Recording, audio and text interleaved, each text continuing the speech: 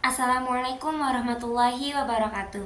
Perkenalkan, nama saya Respati Amanda Putri dengan NIM 12220202444 dari kelas PAI 5F. Di sini saya akan menjawab pertanyaan UTS mata kuliah Filsafat Islam dengan dosen pengampu Bapak Haji Yudi Irfan Daniel, SOSI MAG. Al-Kindi adalah seorang filsuf muslim yang hidup pada abad ke-9 dan ia memiliki pandangan menarik tentang hubungan antara filsafat dan agama. Konsep filsafat Al-Kindi tentang hubungan filsafat dan agama. Yang pertama, filsafat dan agama saling melengkapi. Al-Kindi percaya bahwa filsafat dan agama tidak bisa dipisahkan. Keduanya saling melengkapi dan harus berada dalam satu keselarasan. Al-Kindi berpendapat bahwa ajaran agama harus sesuai dengan pemikiran logis dan rasional. Yang kedua, filsafat sebagai alat untuk memahami agama.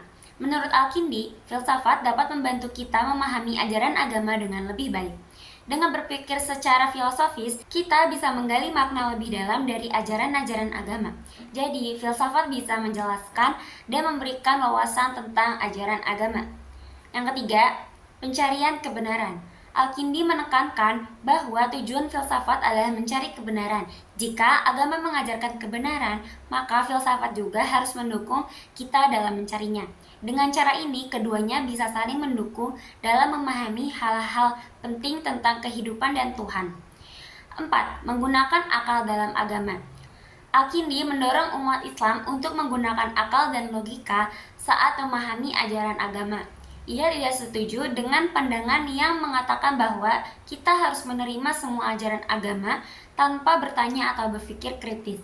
Menurut Al-Kindi, berpikir kritis adalah bagian penting dari iman yang sejati. Pandangan Ar-Razi tentang etika dan moralitas. Yang pertama, mengutamakan akal. Ar-Razi percaya bahwa kita harus menggunakan akal dan logika untuk menentukan apa yang baik dan buruk.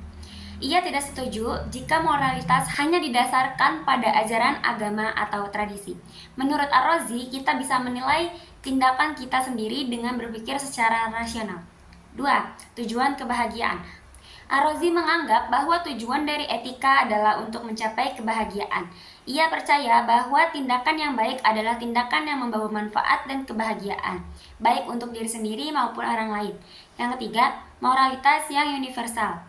Ia juga berpendapat bahwa prinsip-prinsip moral harus berlaku untuk semua orang, tidak tergantung pada agama atau budaya tertentu. Artinya, semua orang harus bisa setuju pada apa yang dianggap baik dan buruk, tanpa memandang latar belakang mereka.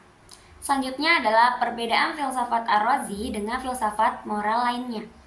Yang pertama, tidak terikat pada agama. Pada zamannya, banyak pemikir yang percaya bahwa moralitas berasal dari ajaran agama. Ar-Razi berbeda, karena ia lebih fokus pada penggunaan akal untuk menentukan moralitas, bukan hanya mengikuti aturan agama. Yang kedua, praktis dan relevan. Ar-Razi ingin agar etika bisa diterapkan dalam kehidupan sehari-hari. Ia percaya bahwa moralitas harus berguna dan bisa diimplementasikan, bukan hanya sebagai teori yang sulit dipahami.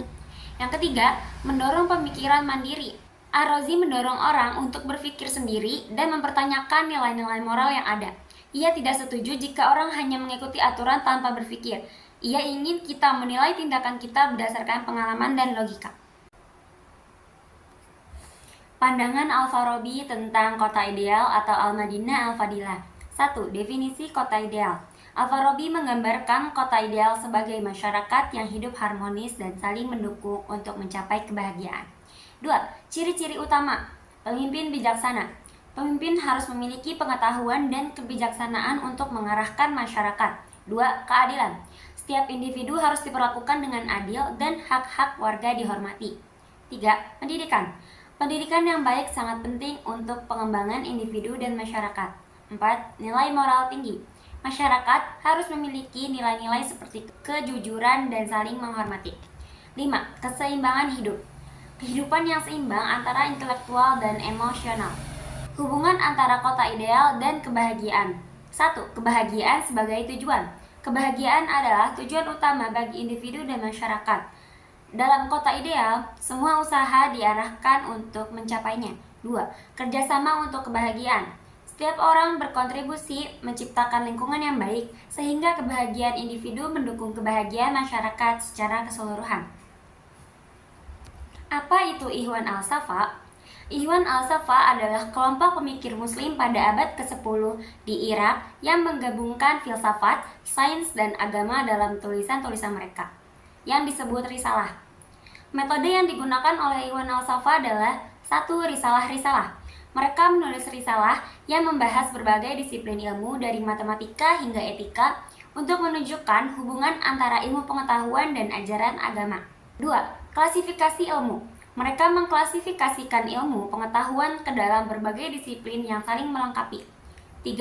Paduan filsafat dan agama. Mereka berargumen bahwa filsafat dan agama tidak bertentangan, melainkan saling mendukung untuk pemahaman yang lebih dalam tentang kehidupan. Peran akal dalam mencapai kebenaran. 1. Akal sebagai alat utama. Ikhwan al-Safa melihat akal sebagai alat penting untuk memahami dunia dan mencapai pengetahuan. 2. Rasionalitas dalam agama. Mereka menekankan pentingnya pemikiran rasional dalam memahami ajaran agama, bukan hanya iman buta. 3. Integrasi ilmu dan iman. Mereka percaya bahwa akal dan iman bisa bekerja sama untuk mencapai kebenaran yang lebih komprehensif. Teori emanasi Ibnu Sina. 1. Pengertian emanasi. Teori emanasi adalah gagasan bahwa semua yang ada di dalam semesta berasal dari satu sumber utama, yaitu Tuhan. Tuhan adalah entitas yang sempurna dan tidak terbatas. 2. Proses emanasi. 1. Ada sumber segala sesuatu. Tuhan adalah yang pertama dan paling sempurna. Darinya cahaya atau emanasi muncul dan menciptakan entitas lain. 2. Tingkat emanasi. Proses ini terjadi secara bertahap. Dari Tuhan muncul akal pertama, lalu akal-akal berikutnya hingga terbentuk dunia fisik. Selanjutnya adalah pengaruh emanasi terhadap pandangan ontologis. 1. Pandangan tentang Tuhan. Sumber utama. Tuhan adalah satu-satunya yang benar-benar ada dan sempurna, tidak berubah dan tidak menciptakan segala sesuatu dirinya. 2. Pandangan tentang alam semesta. Hasil emanasinya, alam semesta adalah hasil emanasi dari Tuhan, di mana setiap ciptaan memiliki hubungan hierarki dengannya. Semakin jauh dari sumbernya, semakin kurang sempurnanya entitas tersebut. Sekian, terima kasih. Wassalamualaikum warahmatullahi wabarakatuh.